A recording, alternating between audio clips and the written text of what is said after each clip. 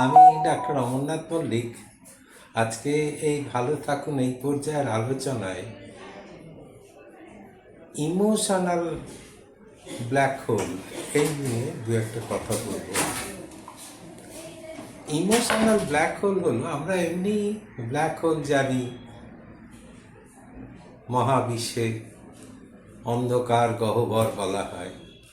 তেমনি আমাদের জীবনেও কিন্তু অনেক সময় ইমোশনাল আমাদের এই একটা অন্ধকার গহ্বর তৈরি হয়, যেখানে আমরা ক্রমশ ডুবতে শুরু করি।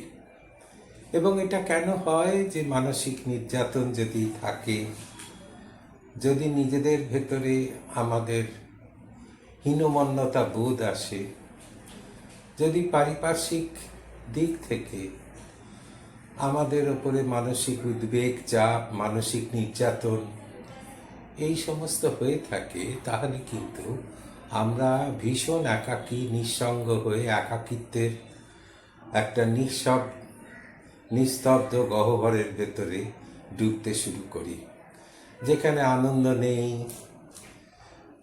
মনের ইচ্ছে পূরণের কোনো তাগিদ নেই, চারপাশ থেকে কোনো উৎসাহ নেই। বেঁচে থাকার যে প্রেরণা, বেঁচে থাকার যে ইচ্ছে, সেটা কিন্তু বিলীন হয়ে যেতে শুরু করে এবং আমরাও একটা নিস্তব্ধতা, একাকিত্বের গহ্বরে হারিয়ে যেতে শুরু করি।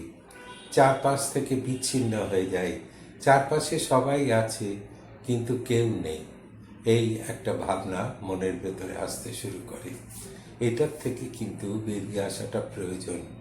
এই ইমোশনাল ব্ল্যাক হোল কিন্তু আমাদের জীবনকে ক্রমশ অন্ধকারের দিকে নিয়ে যেতে শুরু করে, একটা চরম হতাশা আসতে শুরু করে। তার থেকে কিন্তু বেরিয়ে আসার জন্যে মানসিক দৃঢ়তা দরকার।